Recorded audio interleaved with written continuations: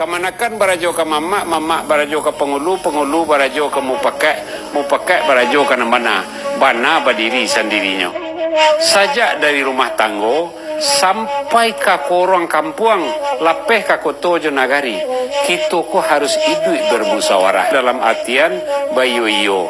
Makanya awak simpangan kaji seketek, salah satu pangulu samba di Minangkabau menurut adat Sebatang Panjang adalah randang. Nan randang itu mengacaunya tulak di kida di suok rayah ke tengah, tulak di tengah rayah ke kida. Artinya apa? Segala apunan ka kita kerajuan di atas rumah tanggo, sajak ke korang kampung, dalam suku, dalam kaum, dalam nagari, harus bayo coba tidur. Batulak rayah baru nianggo, usah nan kalamak dewak seorang, jan lo nan ka manulak sajo, janan ka marang kuas sajo.